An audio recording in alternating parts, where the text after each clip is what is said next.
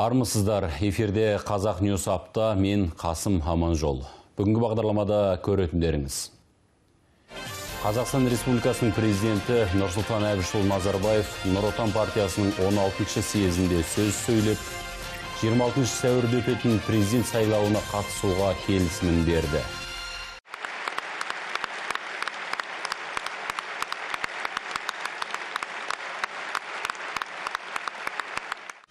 Президент сайлауына үміткерлердің көбі лингвистикалық комиссияның мемлекеттік тіл сынағынан өте алмауда. Неге? Ресей Федерациясының президенті Владимир Путин Евразиялық экономикалық одақ аймағында валюталық интеграция мәселесін көтерді. Бұл бастама теңгеге қауіп төндірмей ме?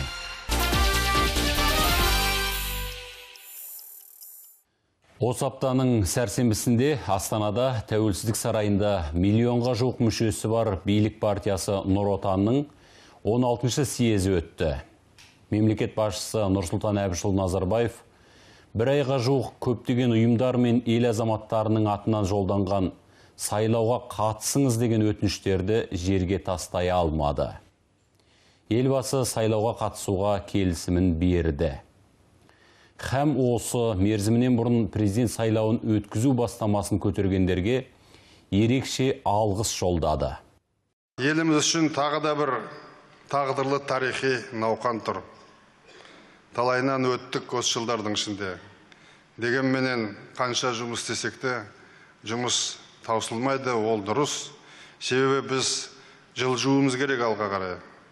Тоқтап қойған су бұзылатынын білесіздер, тоқтап қалса арттан келе жатқандар озып кетеді. Біз еш уақытта тоқтамауымыз керек. Қазақстан Халқы Ассамблеясының кезектен тыс президент сайлауын өткізу туралы бастамасы халықтың тарапынан қызу қолдау тапқанын өздеріңіз көріп біліп отырсыздар. Санаулы күнде маған бұл мәселе жөнінде мыңдаған хаттар келіп түсті. Құзырлы органдар бұл бастаманы еліміздің заңдарына сәйкес деп тапты. Сонымен 26 сәуірде кезектен тыс президент сайлауын өткізу туралы менің жарлығым халқымыздың бастамасына жауап болды. Бұл отанымызды бейбітшілікпенен келісімді нығайтудың, біздің бағытымызды жалғастыруға жалпы халықтық ұмтылыс пен бірліктің дәлелі деп білуіміз керек.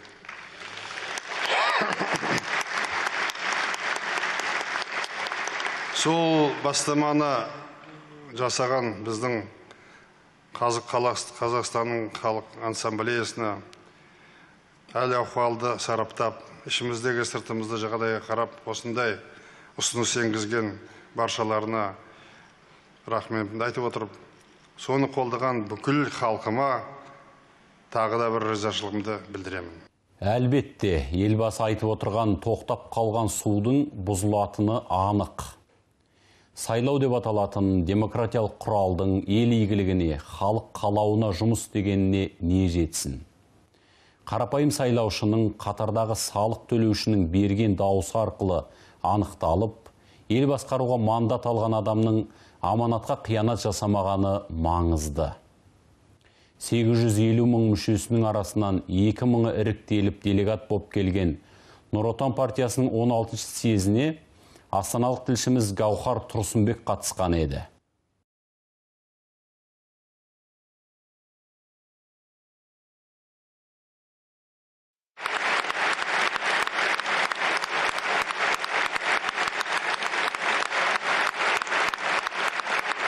Осы аптада Астанада Нұр Отан партиясының 16-шы съезі өтті. Оның күн тәртібі кезектен тыс президенттік сайлауға қатысты болды. Елімізде президенттік сайлауды өткізу бастамасы көтерілісімен елбасыға кандидатураңызды ұсыныңыз деген сан өтініштер айтылған болатын. Биліктегі саяси ұйымның кезекті жиынында таңдау неге Нұрсұлтан Әбішұлына жасалғаны кеңінен айтылды.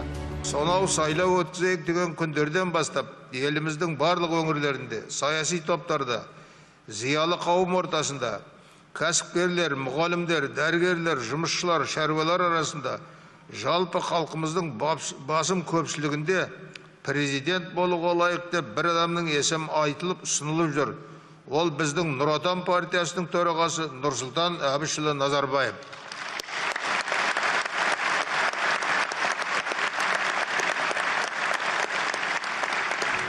Осыдан кейін Нұр Отан партиясының съезінде әр өңірлерден келген делегаттар дауысқа салды. Партия төрағасының бірінші орынбасарының айтуынша, ол бастаманы партия съезіне қатысқан 1200 делегат бір ауыздан қолдады.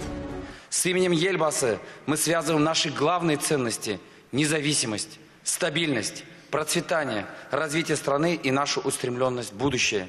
Предложение о движении Нурсултана Абишевича Назарбаева кандидатом в президенты Республики Казахстан единогласно поддержано всеми выступившими делегатами, рекомендовано собраниями первичных партийных организаций, а также конференциями региональных и территориальных филиалов партии. 8 наурыз халықаралық әйелдер күні қарсаңында президент: менің мүлде басқа жоспарым бар еді. Мен тәуелсіздіктің бастауында тұрдым. Мүмкін театрда айтатындай декорацияны ауыстыратын кез келген шығар. Бүгін маған ары қарай не істеу керектігі жөнінде сіздермен ақылдасу мүмкіндігі бар деген болатын. Десе де съезде президент көптің көкейінде жүрген сауалға жауап қатты. Біз алға жылжуымыз қажет. Сондықтан мен алдымызда тұрған күрделі жаңа міндеттерді іске асыру үшін өз кандидатурамды ұсыну жөнінде сіздермен келісемін деді. Я сердечно благодарен всем, кто сегодня с трибуны съезда высказал теплые слова в мой адрес. Әрбір сөз байқап тұрсам ойланған, түбінен сүйектен өтетін лебіз. Әр саясаткерге осыны есту өз халқының өкілінен. Ол деген артық мәртебе жоқ. Одан артық қуаныш жоқ. Рахмет баршаларыңызға. Я заявляю о своем согласии баллотироваться кандидаты в президенты партии Нур Отан.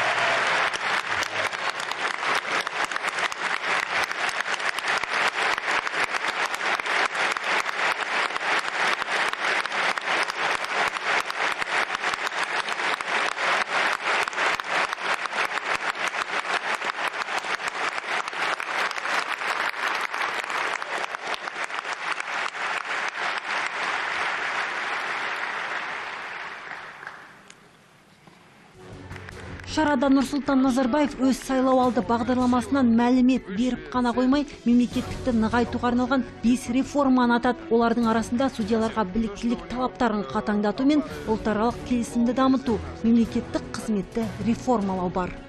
Необходимо по итогам каждого года предусмотреть выплату бонусов для политических служащих и премии для административных служащих по результатам их деятельности и достигнутых успехов в экономике. Хорошо работает, получай бонус в конце года. Плохо работает, нет роста экономики, результатов. Соответственно, снижается оплата. Но надо разработать критерии, по которым мы будем их оценивать. Нарушил этику госслужащего, совершил коррупцию, лишаешься всего навсегда. Елбасы алдымызда жаңа маңызды міндеттер тұрғанын айтып, жағымсыз сыртқы факторлардың мемлекеттігімізге әсер етуін болдырмауымыз керек деді. Дамыған 30 мемлекеттің құрамына енуге одан әрі талпыну керектігін алға тартқан ол өз кандидатурасын ұсынуға бір ғана мақсат әсер еткенін айтты.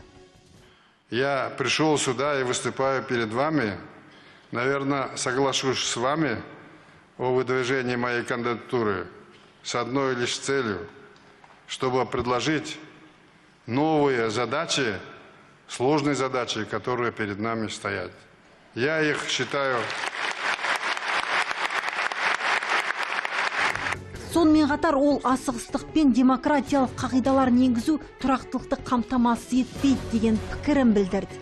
Череда последних гражданских войн, кровавых конфликтов в разных регионах мира показала, что непродуманная, форсированная демократизация не гарантирует стабильность государства и не обеспечивает успешную экономическую модернизацию. Она стала синонимом бедности, воровства и убийства. А ведь это же не так. Демократия – благородное дело. Жиынға шенеуніктер ғана емес, түрлі саланың мамандары қатысқан еді. Олардың дені президентке өз ықыластарын білдіріп жатты. Бірі Нұр Отан мен президенттің арқасында Қазақстанның дамып келе жатқанын айтса, ал бірі мамандығын таңдауға Нұрсұлтан Назарбаевтың сөздерінің әсер еткенін жеткізді. Сатпаев оперейтинг жауапкершілігі шектеулі серіктестігінде бас геолог болып қызмет етемін. жалақым айтарлықтай жоғары. Жалпы осы мамандықты таңдауыма екі мәселе ықпал етті.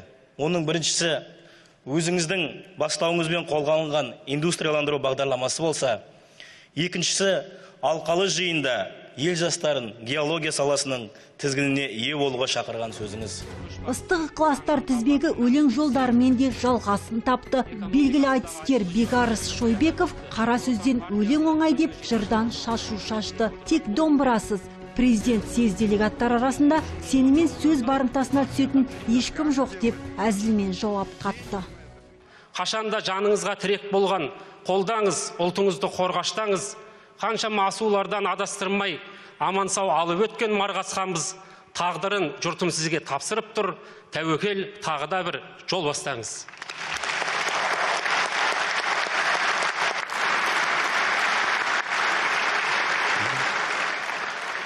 Бегарыс айтыстың ақыны ғой, енді айтысатын ешкім жоқ сенімен бір жұрт. Съезде елдегі тұрақтылық пен этносаралық татулыққа тірек болып отырған Нұрсұлтан Назарбаев өзі жетекшілік ететін Қазақстан Халқы Ассамблеясының жұмысына тоқталғандар да болды. Тіпті осы ассамблеяның жұмысы аясында өз бақыттарын тапқандар да бар болып шықты. Я родилась в большой многонациональной семье. С детства нас воспитывали в духе уважения и толерантности. Когда мне было 12, мама привела нас с сестренкой в школу национального возрождения.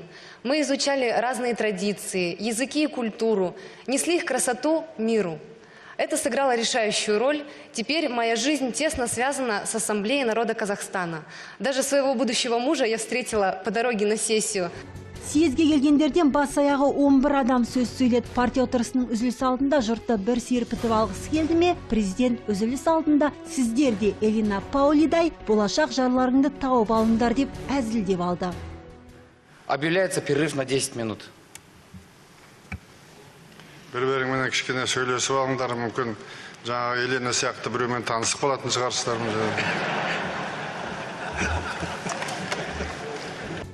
Съезд делегаттары Нұрсұлтан Әбішұлының аузынан шыққан әр сөзіне үлкен қошамет көрсетіп, қол соғумен болды. Көптің ниетіне риза болған елбасы реті келгенде елінің қолпаштауы өзінің әлі күнге дейін жас көрінуінің бірден бір себеп екенін айтты. Сонымен қатар ол бір ғана отанымыз, бағдар болатын бір ғана стратегиямыз бар екенін жеткізді. Қасиетті отанымызды нұрландыра түсу үшін бір тудың түбіне жиналып, жарқын болашаққа бірге қадам басайық, ағайын. Біз қашанда біргеміз. Қазақстан алға, Нұр Отан алға.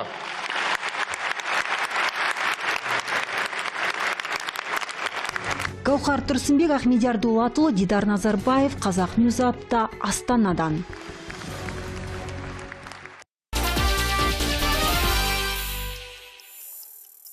Нұр Отан партиясының 16-шы құрылтайының делегаттары бүкіл елдің тұтас халықтың атынан Нұрсұлтан Әбішұлына сайлауға түсіңіз деген өтініш тілектерін айтудан танбады.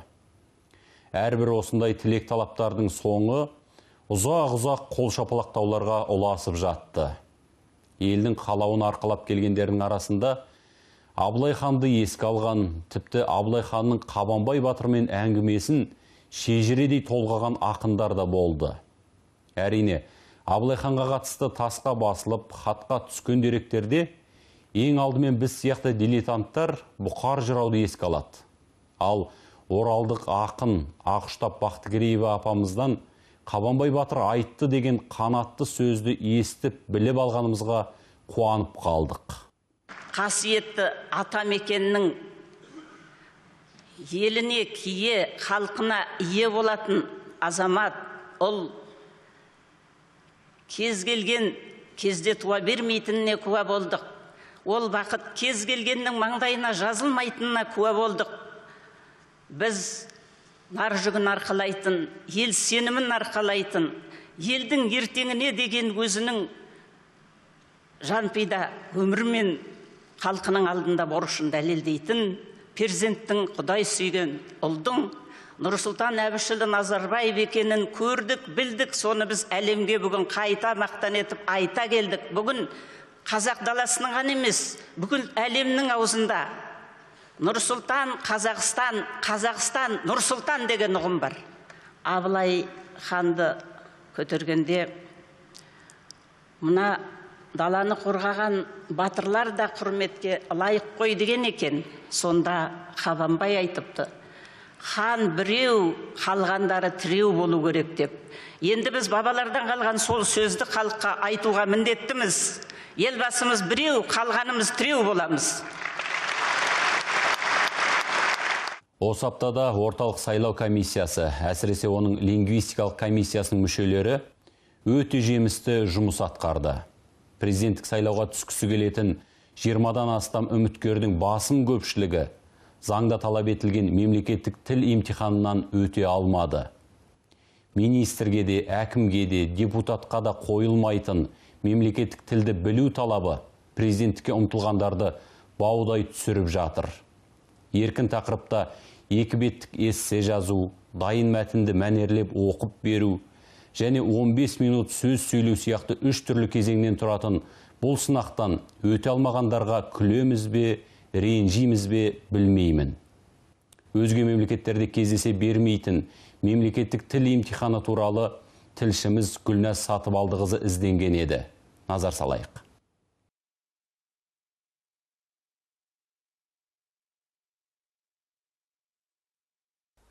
Что с вами? Ухо болит. А это вам не помешает? Нет, профессор, не беспокойтесь. Наоборот, помогает, никакой шум не отвлекает от экзамена. А это в связи с чем? У вас сегодня какой-нибудь праздник? Экзамен для меня всегда праздник, профессор. Президенттікке үміткерлеріміздің басым бөлігі үшін мемлекеттік тілден емтихан тапсыру мерекеге емес алынбас қамалға ұқсап кеткендей. Себебі сынақтан сүрініп жатқандар көп. Жазба жұмысынан өзін-өзі ұсынушы Асқар Сырғабаев 92 қате, ал екі сенаторлардың бірі 28 қате жіберді. Ал Есенбек Өктешбаев эссені 2 беттен кем жазды. Лингвистикалық комиссия талабына сай келмеген бұдан өзге 6 кандидат та сынақтан өте алмады. Кандидаттар сайлау талабына сәйкес мемлекеттік тілден емтихан тапсырып жатыр. 8 адамды тіркеуден бас тарттық. Екеуінің жасы сәйкес келмеді. 6-ауы лингвистикалық комиссияның сынағынан өте алмады. Тіл сынағын әзірге 4 адам тапсыралды. Бүгінге дейін үміткерлердің арасынан небәрі 4-еуі ғана емтиханды жоғары деңгейде тапсыралды. Олар Қазақстанның қазіргі президенті Нұрсұлтан Назарбаев, өзін-өзі ұсынушылар Лимана Қойшиева, Қанат Тұрагелдиев және Қазақстан Коммунистік халықтық партиясының атынан ұсынылған Тұрғын Сыздықов. Партияның үмітін арқалаған Сыздықовтың дайындығына лингвистикалық комиссия мүшелері дән риза. Бірінші рет қой деймін, біз бір қоғамдық ұйымнан ұсынылған кісі. Бірінші рет, иә. Соңғы қарағанда Коммунистік халық партиясы да ұсынып отыр екен, өзді дайындадым екен, бұл кісінің өзі де дайындалған ғой деп, жалпы біздің комиссия мүшелері жалпы риза болып отыр негізінен.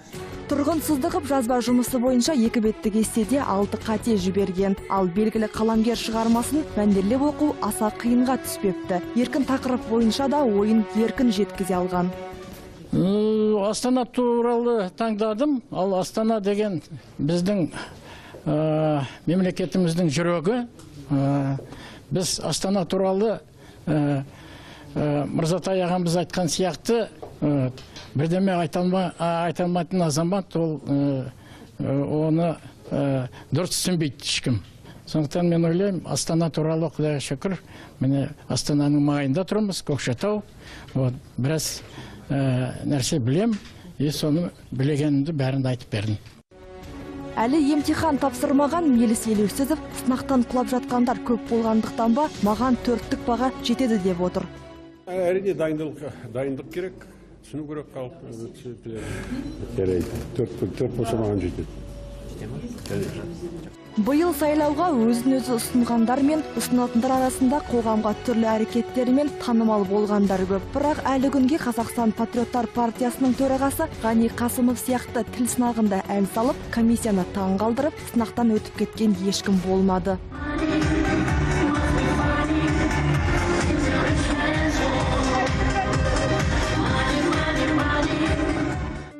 Ақын қоғам қайраткері Мұхтар Шаханов Қасымов қазақша екі ауыз сөздің басын құрай алмайды. Сонда да сайлауға қатысты. Бұлайша мемлекеттік тілді саясат құралына айналдыруға болмайды ғой деп ашынады.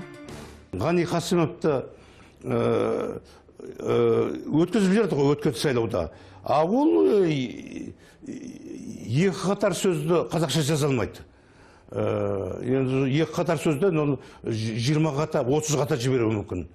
Алайда Қасымовқа бестік баға қойған комиссия мүшелері мұнымен келіспейді. Сайлау туралы заң бойынша үміткерлерге қойылатын талап бірдей. Отношение лингвистической комиссии ко всем одинаковое. И одно требование. Ғани Қасымов, он соответствовал требованию. Нет, я имею в виду его письменные работы, его ответы на эти оставшиеся 2 года. Ғани Қасымов не враг народа, дорогой. 50 жасқа келіп қазақ тілін меңгеруге кіріскен Қанат Тасыбеков сынақтан өте алмай қалғандарға өзінің орыс тілді қазақтарға арналған кітабын оқуға кеңес береді. Ең басты қиындық қазақ тілінде арнайы бекітілген ереже жоқ екенін алға тартады. Өте қиын қатысып жатыр. Өйткені бір қатып қалған ережелер жоқ. Біреу былай жазады, біреу былай жазады. Өзі бір мұндай деген сияқты. Мен өзім қазақ тілді оқиым деп ждағаттанам. Осы сөздің өзін қарап нетсеңіз, бір жерде ждағаттанам деп жазады. Ждағаттанам деп жазады. Осылай әртүрлі жаза береді. Бекітілген бір норма жоқ. Көрдіңіз бе? Ал журналист Асхат Асан бір аптадан бері өтіп жатқан емтиханның кімге және неге қажет екенін түсінбейді. Себебі біздің елімізде орыс тіліне басымдық берілген. Заңда мемлекеттік қызметкерлер де тек орысша сөйлейді дейді. Қазақ тілі біздің Қазақстанда заң шығаруға қолданылмайды. Өкімет оны пайдаланып отырған жоқ. Шет елдермен кездескен өзінде пайдаланған емес. Сондықтан біздің тілде, мысалы, бізге келіп шыққан шетелдіктердің өзі қазақ тілін оқымайды. Өйткені бізде орыс тілі ғана үстемдік құрып тұрған мемлекет болғандықтан, олар орыс тілін ғана оқып үйреніп келеді. Сондықтан қазақ тілі қазір бұл жерде жай ғана қол жаулық. Президенттікке үміткерлер мемлекеттік тілден емтиханды толық тапсырып бітпеді. Комиссия мүшелерінің биылғы жалпы көрсеткішке көңілі толмай отыр. Емтихан тапсырушылардың кейбірі жазба жұмысын қатесін көрсетуді талап еткен болатын. Бірақ комиссия төрағасы Мырзатай Жолдасбеков емтихандағы жазба жұмыстар көпшілікке жарияланбайды деп кесіп айтты. Ал емтиханнан бағы мен бабы қатар шапқан үміткерлер қол жинауға кірісіп кетті. Гүлназ Сатыбалдықызы, Өркен Жоямерген, Жанат Абдрахманов, Азамат Жанқатов, Қазақ Ньюс апта, Алматы.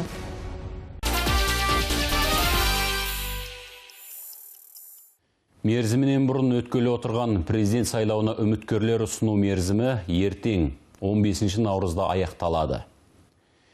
Талаптанушылардан мемлекеттік тілден алынатын сынақта бірнеше күннің ішінде бітеді. Тек журналистер үшін бірер апталық тақырыпқа айналған қазақ тілінен сауаттылық туралы мәселе алдымызда әлі қанша уақыт елдік проблема болары белгісіз. Заңда тайға таңба басқандай жазылып тұрса дағы, шала шарпы білімі мен қазақ тілінен емтихан тапсырам деп келген және қатесі бетке басылып, анық көрсетіліп тұрса да мойындамайтын президенттіктен дәметкен жандарды түсіну өте қиын екен. Бүгінгі хабарымыздың қонағы да сайлау тақырыбында әңгіме қозғады. Саяси ғылымдар докторы, Қазақ аграрлық университетінің профессоры Сайын Борбасовпен болған сұхбатымызға назар сала отырыңыздар.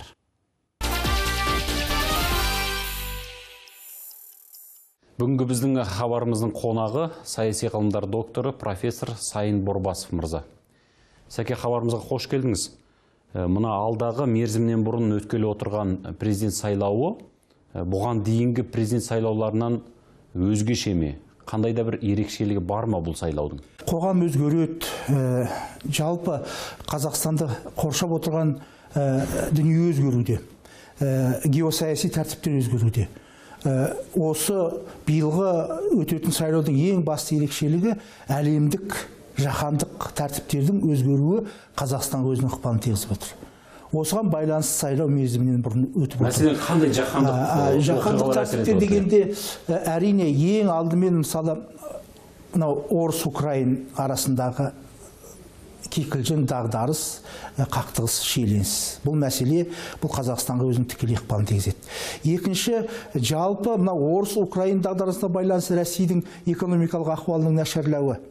Ондағы мынау рубльдің құнсыздануы, жалпы Ресейге әлемдік қауымдастық жағынан экономикалық санкциялар беруі, сол Ресейдің жақсы одақтасы отырған Қазақстанға өзінің ықпалын тигізіп отыр. Ал енді келер жыл сайлау өткізсек, мәселе басқаша болады. Келер жыл сайлау өткізсек, Қазақстан мынау әлемдік осы барлық қауіп-қатерлердің ықпалының ең бір шектен шыққан кезеңіне сәйкес келеді. Сондықтан президент осы сайлауды негізінен енді ол нақты шешім қабылдау ол кісінің өз басында ғой. Осы сарапшылардың барлығының айтқанына есепке ала отырып, әлемдік сарапшылардың айтқанын есепке ала отырып, осы биыл өткізуді жөн санап отыр. Сәке, бұған дейін президент сайлаулары 5 рет болды. Бір референдум болды, 4 рет президент сайлауы болды. Мынау 6-шы сайлау. Әрине, бұған дейінгі сайлауларда тек бір-ақ рет президент сайлауы өз уақытында болды. Ол 2005 жылы. Ал қалған 91 жылғы сайлауда, 95 жылғы сайлауда, 2011 жылғы сайлауда барлығы мерзімнен бұрын болды. Сол уақытта да әртүрлі сылтаулар айтылған еді. Әрине. Ал енді дәл қазіргі осы айтылып отырған, жаңа сіз айтып отырған әлемдік тәртіптердің өзгеруі деген дүние қаншалықты ықпалды оқиғалар, қаншалықты ықпалды қозғалыстар? Енді үлкен бір аса біздің қоғамды шайқатып жіберетін қауіп қатер болмайды. Бірақ та қанша айтқанмен президенттің осы дағдарыстық кезеңде сайлауды өткізіп жатқаннан гөрі дағдарыстың алдында сайлау өткені әлдеқайда тиімді. Қандай билік болмасын, ол өзінің қолындағы билікті басқа күштерге бере салмайды. Сондықтан билік өзінің қолындағы билікті ұстап тұру үшін түрлі айла әрекеттерге барады, түрлі әдіс тәсілдер қолданады.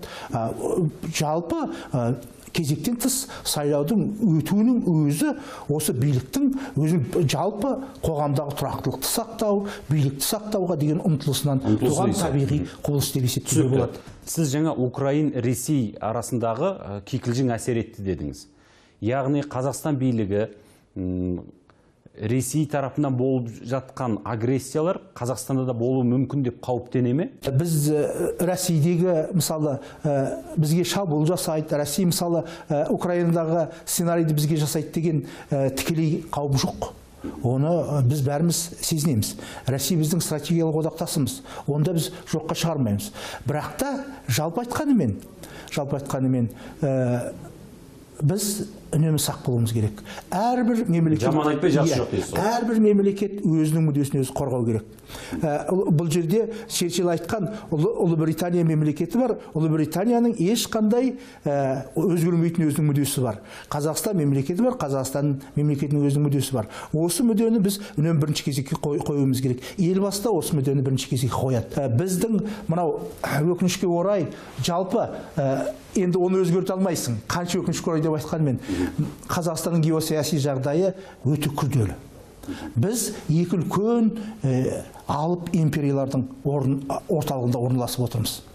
Кезінде 3 империяның ортасында орналасқанбыз. Көшпелі жоңғар империя болатын.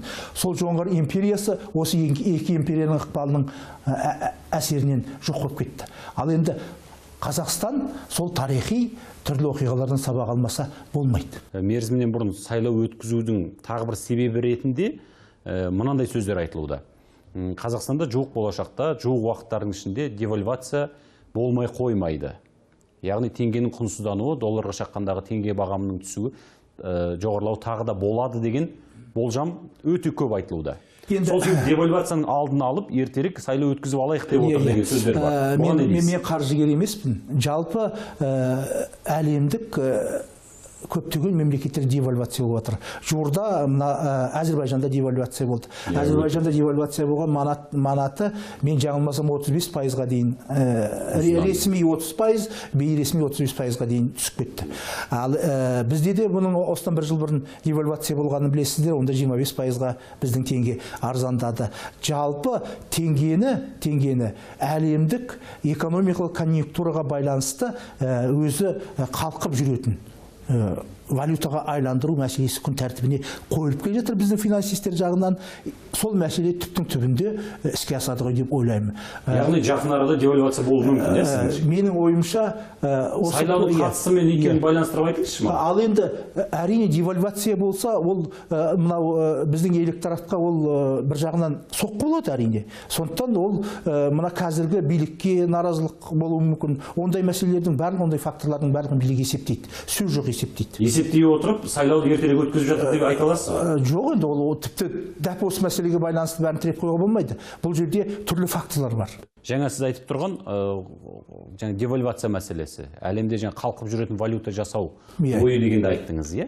Егер Қазақстан валютасы дәл сіз айтып отырғандай қалқып жүретін болса, былтыр ғана девальвация өткіздік, биыл тағы девальвация өткізсек, және біздің экономикамыздың қазір Ресей рублінің құлауынан қандай қиындықтарға ұшырап жатқанын көріп отырмыз. Әрине, сөз жоқ. Осындай жағдайлар болса, онда бұған дейінгі және қазірде кешеде айтылып келген дамыған 30 елдің қатарына кіреміз деген сөздер сәл өтірікке айналып кетпей ме? Жоқ, ешқандай өтірікке айналып кетпейді. Жалпы біз әлемдік тәртіптердің ішінде отыра, сол бәсекеге қабілетті 30 елдің қосылу міндетін күн тәртібінен түсірмейміз, және соны орындауға тырысамыз. Бірінші мәселе, қандай жағдайда болмасын, мемлекет өзінің алған әлеуметтік міндеттерді орындауға тырысады. Егер ол әлеуметтік міндеттерді орындамаса, онда сөз жоқ, жаңағы наразылық көңіл күй күшейеді. Ал наразылық көңіл күйдің күшеюі ол билікке үлкен қауіп. Біз бәсекеге қабілетті 30 елдің қатарына бүгін қосыламыз, ертең қосыламыз деп отырған жоқпыз. Біз 2050 жылы сол мерезеге жетуіміз керек. Сол мерезеге жетуіміз керек. Қазір шын мәнінде бәсекеге қабілетті елдің қатарына қосылып отырғанымыз айқын. Ол жиынтық ішкі өнімнің көлемі жағынан, жалпы халықтың мынау индустриалдық қоғам орнату жағынан, қой үстіне боз торғай жұмыртқалаған заман, бізде бәрі жақсы деген сөз тумайды. Дамыған мемлекеттердің көбінде мен мысалы болдым, оларда да мәселе шаш етектен, қиыншылық шаш етектен. Ондай қиыншылықтар, кемшіліктер, қателіктер, қайшылықтар Қазақстан қоғамына да тән. Сәке, мынау Нұр Отан партиясынан және Қазақстан халықтық коммунистер партиясынан басқа партиялардың барлығы дерлік президенттік сайлауға өз үміткерлерін ұсынбайтындарын, Нұр Отан партиясының кандидаты Нұрсұлтан Әбішұлын қолдайтындықтарын мәлімдеп жатыр. Ал ЖСД партиясы ол өзінше басқа себеп айтты. Жалпы осындай үлкен додаға елдегі саяси партиялардың қатыспауын сіз қалай түсіндірер едіңіз? Біріншіден, сөз жоқ, қазір бізде елбасының беделі өте күшті. Оны халықтың басым көпшілігі сөз жоқ қолдайды. Мен оны әлеуметтік зерттеулерден де білем, жалпы өз басым студенттердің арасында көп жұмыс жасаймыз. Біздің студент қауымының басым көпшілігі президенттің саясатын дұрыс саясат, жалпы Қазақстанның болашағына жауап беретін саясат деп есептейді. Екіншіден, мынау саяси партиялардың өздерінің лидерлерін немесе өздерінің ішінен бір өкілдерін президенттік сайлауға түсірмеуі ол партиялардың өзінің ішкі мәселесі. Жоқ, бұл біздегі Қазақстандағы саясат сапасының төмендігін көрсетпей ме? Партиялық жүйенің дамымағандығын көрсетпей ме? Олар шын мәнінде Нұр Отанға конкурент бола алмаймыз. Сондықтан босқа мынау үлкен бәйгеде арып шаршамайық деген бірінші өздерінің ұстанымы болған шығар. Екіншіден, үлкен өкінішті. Олар өздерінің қатарынан Назарбаевқа, елбасына теңгелетін саясаткерлерді шын мәнінде осы уақытқа дейін тәрбиелемегендігі, осы уақытқа дейін партиялардың кінәсі, сізіңше? Партиялардың кінәсі. Жалпы бізде көп партиялық жүйенің әлсіздігі. Ал бұл жерде ЖСД партиясы жариялағандай, қандай да бір үміттің сөнуі, бір әділетсіздіктер, әкімшілік ресурстың күштілігі деген сияқты себептер жоқ па? Мен ондай себептерді көре алып тұрған жоқпын. Егер де сол оппозициялық партиялар халықтың көңілінен шығатындай бағдарлама ұсынса, халықтың көңілінен шығатындай шын мәнінде әрекеттер жасаса, онда мынау оппозициялық және жалпыұлттық социал-демократиялық партия үлкен беделге ие болған бар еді. Егер де жақсы істермен яғни олар өздері ештеңе ұсына иә, менің пікірімше олардың бір үлкен Қазақстанның жаңаруына үлес қосатын, қоғамның дамуына үлес қосатын, Қазақстан халқының бір жағдайын жақсартатындай бір биліктен өзгеше бір бағдарламасын немесе бір ұсыныстарын мен өз басым байқамадым. Ал онда мына өзін-өзі ұсынушы үміткерлер туралы не айтасыз? Өзін-өзі ұсынушы үміткерлердің мен өз басым осылардың көбі әлсіз. Мысалы, сол Уәлихан Қайсаров енді шығармадан 23 қате жіберу деген ол ұят емес пе? 28 қате ма, 23 қате ме? Ол енді екі беттік дүниеден. Енді ол біздің талап мемлекеттік тілді жетік білу керек. Енді сондай талапқа өзінің сәйкес келмейтінін біле тұрып, сонда ғана өзін-өзі ұсынуға бола ма? Үміткер ретінде Айгүл Өтепова деген мына әлеуметтік желілерде көрініп жүрген бір келіншек байқалып қалды. Амантай Қажы, Асылбек әйгілі ол кісі де көрініп қалды. Енді Амантай Қажыны мен Есенбек Өкпешбаев деген үлескерлер мәселесін көтеріп жүрген белсенді ол кісі де көрініп қалды. Енді бұлардың барлығы біздің ел басына бәсеке болатындай үлкен бір мемлекет қайраткерлер емес. Мелселеусіздікті енді ол жылда түсіп жатыр ғой. Ол оның өзі ең негізгі бағдарламасы, енді мен танитын азаматтардың ішінде Мелселеусізов, ол экологиялық приоритеттер, экологиялық басымдылықтар сол президент сайлауында қанша айтқанмен бір халықтың құлағына жетіп қалсын, халықтың экологиялық санасы оянсын деген мақсатпен түседі. Ал мұндай үміткерлердің болуы қаншалықты дұрыс сіздің ойыңызша? Осындай үміткерлердің осыншалықты бір ұсақталып кетуі дейміз бе? Үміткерлердің бір жүйелі бағдарламасы жоқ адамдардың, кездейсоқ деп айтуға болатын адамдардың өзін-өзі үміткер ретінде ұсынып жатуы бұл мемлекетке қаншалықты абырой әпереді?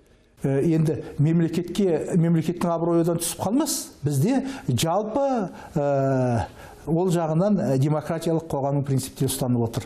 Сіз сайлауға түскіңіз келсе, президентке түскіңіз келсе, соның талаптарын орындасаңыз, бәсекеге бола аласыз елбасына. Сол жағынан қарағанда қай азамат болмасын, өзін президенттікке, өз басы президенттікке лайықпын деп есептесе, ол президенттік сайлауға түседі. Көптеген адамдардың түсіп жатуы ол заңды құбылыс. Сәке, келесі аптада мына үміткерлер тіркеу мерзімі аяқталады. 15 наурызда. 26 наурыздан бастап үгіт насихат кезеңі басталады. Яғни осы берілген мерзімдер, оның ар жағында бір айдай ғана уақыт үгіт насихатқа беріледі. 26 сәуірде президент сайлауы болады.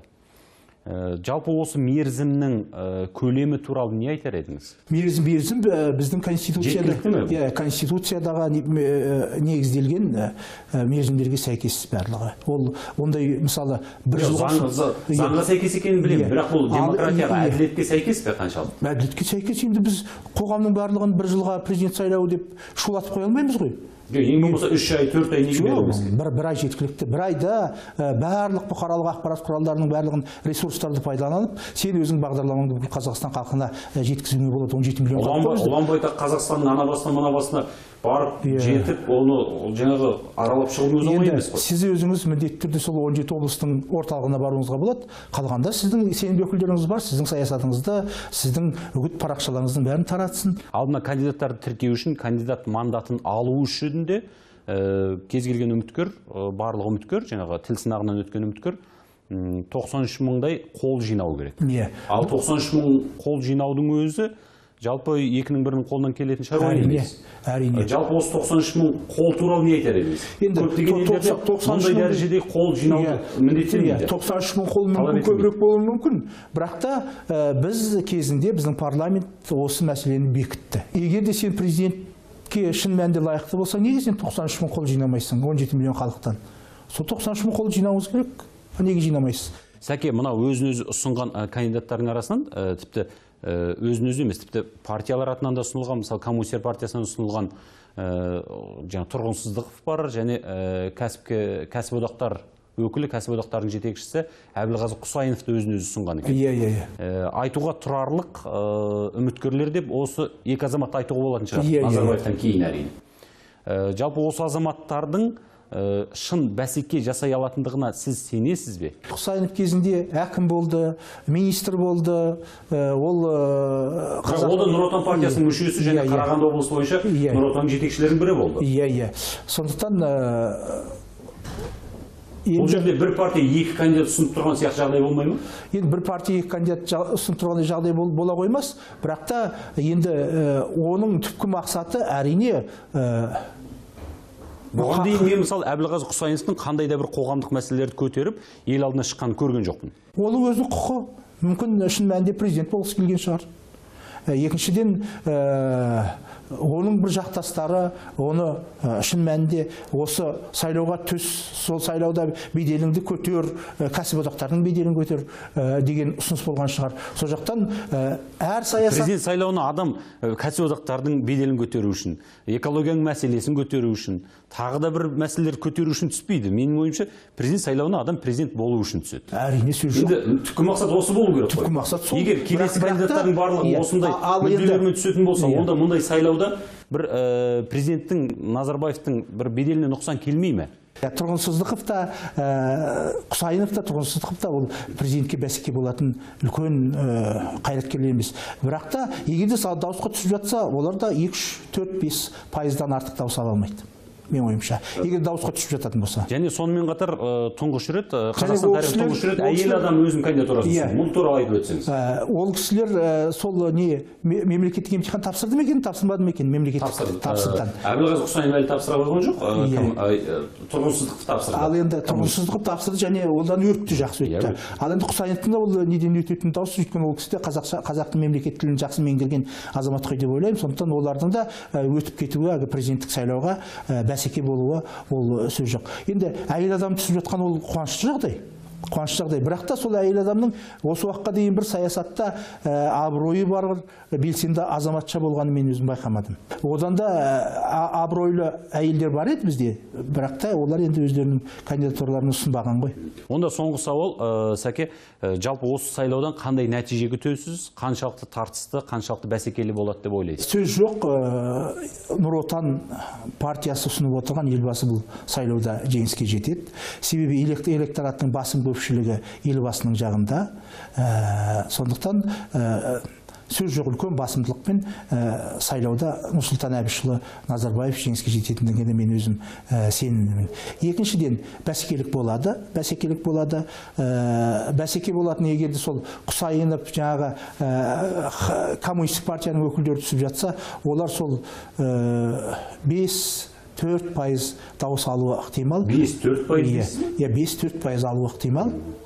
Яғни бұған дейін айтылып келгендей болжамдар болмауы мүмкін бе сонда? Бұған дейін 2011 жылы Назарбаев 95-5% дауыс алған еді. Ол кісі әрбір сайлау сайын өзінің көрсеткішін жоғарылатып келе жатқан. Енді өзім ойлаймын, сол 90%-дан кем алмайтын шығар біздің. Яғни 95-тен төмен болуы мүмкін дейсіз ғой? 95-тен төмен болуы мүмкін. Өйткені қоғам өзгереді, қоғамның саяси санасы өзгереді, азаматтардың саяси көзқарастары өзгереді. Бірақ та халықтың басым көпшілігі елбасының саясатын қуаттап отырғанында оған мен күмән жоқ. Рахмет әңгімеңізге. Сайлаудың енді әділетті және бір абыройлы өтуіне біз де үміт қыламыз. Экономикалық дағдарысқа қарсы тосқауыл ретінде ұлттық қордан биылдың өзінде 500 миллиард теңге бөлінгенін білеміз. Бұл қаражаттың қалай, қай салаларға таратылатынын өткен бір хабарымызда тарқатып айтқан дедік. Осы аптада отандық автоөндірісті қолдау мақсатында халыққа жеңілдік пен автонесие беру үшін 20 миллиард теңге бөлінгені белгілі болды. Отандық автоөндіріс деп атауын атағанымызбен елдегі автомобиль құрастырушы зауыттарды толық дәрежеде өндіруші деуге келмейді. Шанақтарды, қозғалтқыштар мен беріліс қораптарын, ең аяғы авто әйнек пен дөңгелектерді де жасай алмаймыз. Тіпті құрастырдық деген көліктің сырт елден сырланып келетінін де білеміз. Яғни жеңілдетілген автонесие дегеніңіз түптің түбінде сапасыз автокөліктермен елімізді басып қалған баяғы солтүстік көршімізге қаражаттың ағылуына алып келмей ме? Осы аптада Ресей президенті Владимир Путин валюталық интеграция мәселесін қозғады. Евразиялық экономикалық одақ туралы келісім шартта мерзімі 2025 жылы ғана қаралады деп жазылған қаржылық бірлесу идеясын Путин мырза осы жылдың күзіне дейін шешкісі бар екен. Яғни қашанда одағай қимылымен көршілерін шошытудан жалықпай келе жатқан Кремль біз үшін тағы бір үрейлі ойынды бастап жібергендей. Сымбат Ғалымбекұлының репортажына назар салыңыздар.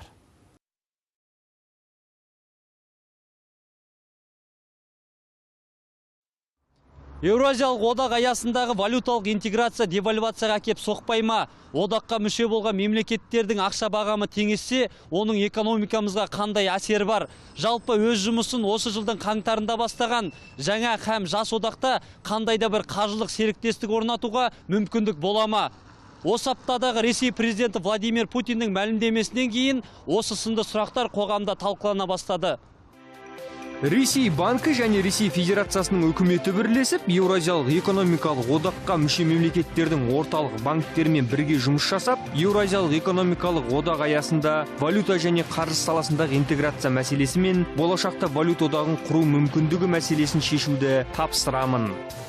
Ресей бұған дейінде орталық валютаға ұқсас жобалар жайлы бірнеше рет ұсыныс айтқан, ал негізгі жоспар бойынша Еуразиялық экономикалық одағында бірыңғай қаржы нарығы туралы нақты жазылмаған. Осы орайда Ресей президентінің кезекті мәлімдемесі қазақстандық тәуелсіз сарапшыларды алаңдатып отыр. Экономист Айдар Әлібаев, егер одақтас елдер валютасының бағамы теңесетін болса, теңге құнсызданып, оның экономикамызға да кері әсерде болуы мүмкін дейді. Заявление президента России по поводу валютного союза, на мой взгляд... Ресей президентінің валюталық одақ құру туралы айтқанның өзіндік себептері бар. Өйткені олардың экономикасы құлдырау алдында. Ал бұл қадам бізге қажет емес. Себебі Қазақстанда осы ретте девальвациялық қауіп қайтадан өседі. Және де бұл шешім орындалу үшін валюталық нарықтың бірыңғай базалық шарттары жасалуы қажет. Ресейде болған девальвация, яғни олардың тауарларының біздің нарықтағы арзандығына байланысты отандық кәсіпкерлер банкротқа ұшыраған болатын. Осы ретте Алматыдағы кәсіпкерлер палатасы да валюталық интеграцияға қарсы. Олардың айтуынша бұл өзгеріс еліміздегі кәсіпкерлерге оң нәтиже бермейді. Керісінше бәсекелестікті шектеп, бизнестің дамуына кедергі болады. Қазіргі таңда бұл валюталық одақ біздің кәсіпкерлік бәсекелестікке оң ықпалын тигізбейді деп ойлаймын. Өйткені біздің кәсіпкерлеріміздің тауар өнімдерінің өзі халықаралық деңгейге әлі жатпай жатыр, шықпай жатыр. Сонымен қатар бұл уже бағаға да кері әсерін тигізуі мүмкін. Болашаққа деген экономиканың көтерілуіне сәл кедергі болады. Еуразиялық экономикалық одақтың ортақ валютасы болады деген күдікті ұлттық кәсіпкерлер палатасының төрағасының бірінші орынбасары Рахым Ошақбаевтың сөзі сейілтіп отыр. Ол Ресей рублінің құнсыздануы біздің экономикамызға әсер еткенін жасырмайды. Путиннің қаржылық одағы ортақ экономикалық нарықтағы жағдайды тұрақтандыру үшін айтылған деп топшылайды. Және де одақтас елдер арасында қаржылық интеграцияның болу мүмкін еместігін айтады. Договором о Евразийском экономическом союзе Еуразиялық одақ келісім шартында валюталық одақ құру туралы жазылмаған. Сондай Қазақстанның ресми позициясында қандай бір валюталық одақ құру қарастырылмаған. Оны премьер-министрдің орынбасары Бақытжан Сағынтаев талай айтқан болатын. Жалпы қандайда бір валюталық одақ құру аз уақыт алмайды. Мәселе 1991 жылы Еуропалық одақ бойынша Мастрихт келісім шарты жасалды. Және Еуроодақ елдері валюталық интеграцияға 3 кезеңнен тұратын жол арқылы жүзеге асырды. Еуразиялық одақ үшін болса, қандайда бір қаржылық одақ туралы айтудың өзі әлі ерте. Аймақта геосаяси мәселе ушығып, Ресей экономикалық санкциялардың астында қалғанда, Еуразиялық экономикалық одақ қолайсыз уақытта өз жұмысын бастады. Қазір Қазақстанның Беларусь және Ресеймен өзара сауда саттық көлемі 8%-ға төмендеп кеткен. Интеграция валюты – это длительный процесс. Абсолютно недавно показывали по телевидению, что над этой темой работают. И я думаю, это будет когда-то, но это не ближайший год-два. Қазақстанда 10 жылдан аса құрылыс саласында еңбек етіп жүрген белорусиялық кәсіпкер Анатолий Кадочкин Путиннің 2005 жылы Беларусь пен Ресей арасында валюталық одақ құру жұмыстары болғанын еске алады. Жеме-жемге келгенде Беларусь басшысы валюталық интеграция күнімізді рубльге қаратады, Мәскеуге айлық алуға барғым келмеді деп қаржылық бірігуден бас тартқан болатын. Анатолий Кадочкин Путиннің мәлімдемесінде пиар басым, санкциялардың астында қалған Ресей өз елінің экономикасын түзетудің орнына асығыстыққа салынып отыр дейді. Обвал рубля, санкции против России однозначно отразились на Казахстане, на Белоруссии. Белоруссия находится в более выгодных условиях. Для них, может быть, даже это и лучше, потому что они находятся в центре Европы. Все товары, которые поступают из Европы, отовсюду идут через Белоруссию и на Россию. А Казахстан находится в центре Азии. На нас это сильнее отразилось, чем на Беларуси. Ал саясаттанушы Расул Жұмалы бұл мәлімдемені ел тәуелсіздігіне төнген қауіп деп есептейді. Сол себептен Қазақстанның Ресейге әсіре жақындасуының қажеті шамалы деген ойда. Сондай-ақ ол экономикасы құлдырау алдындағы Ресейдің бұл әрекеті қосымша қаржы ресурстарын табу мақсатында болуы да ықтимал дейді. Ресейлік Путиннің меңзеп отырғаны бұл ортақ валютаны енгізу, осы еуразиялық экономикалық қауымдастықта және меңзеп отырғаны әрине рубль. Тиісінше сол рубль арқылы одан әрі басқа мемлекеттерді, Қазақстанды, Беларусьті өзіне тәуелді етіп қоймақ. Бірақ Қазақстанға бұл қаншалықты қажет? Теңгеміздің бүгінгі жағдайы, орта және шағын бизнесіміздің банкроттыққа ұшырауы көбіне осы Ресейдің кесірі деп білем, және сол кесірін, соның келеңсіз әсерін төмендету, меніңше дәл сол ынтымақтастықты басқа мемлекеттерге аудару, тиісінше өзіміздің Ресейдің алдындағы тәуелсіздігімізді түсіру. Ресей президенті көтерген валюталық интеграция мәселесі осы аптада Астанада Қазақстан, Ресей, Беларусь лидерлерінің кездесуінде талқыланама деп күтілген. Өйткені бұл кездесуде одақтас елдер арасындағы сауда-саттық және экономикалық қатынас мәселелерін талқылау жоспарланған. Алайда 1 қыркүйекке дейін орталық банкі мен министрлер кабинетіне Еуразиялық экономикалық одақтағы валюта саласындағы интеграция мәселесін және валюта одағын құру мүмкіндігі мәселесін шешуді тапсырған Владимир Путин Астанада өтетін кездесуге келе алмайтын болды. Сымбат Ғалымбекұлы, Серік Қаржаубаев, Сергей Шуйский, Азамат Жанқатов, Қазақ Ньюс апта. Осы аптада Нұр Отан партиясының баспасөз қызметі мерзімінен бұрын президент сайлауында Нұрсұлтан Назарбаевтың сайлау алды үгіт насихат штабын Мұхтар Құл-Мұхаммедтің басқаратынын мәлімдеді. Сан мәрте министр болған, мемлекеттік хатшы мен облыс әкімі ретінде де танылған бұрынғы кәсіпкер меценат азаматтың журналистерден, қоғамнан алыс емес екенін жақсы білеміз. Сондықтан Құл-Мұхаммед мырза сайлау науқаны кезеңіндегі қандай да болсын ақпараттарды жедел және бүкпесіз түрде таратып отырады деп үміттенеміз. Шамасы 26 сәуірге дейінгі барлық хабарымыздың басым бөлігі сайлауға арналып, көрерменімізге өзіміз маңызды деп тапқан оқиғалар мен ақпараттарды ұсынып отырамыз. ақш-тың 3-ші президенті әйгілі мемлекет қайраткері Томас Джефферсон болып жатқан жағдайдан үнемі хабардар халық қана өз өкіметін сайлауға құқылы деген екен. Яғни көзіміз ашық, құлағымыз түрік болсын. Аптаның біз көрген келбеті осылайша өрілді. Келесі сенбіде амандықпен жүздескенше.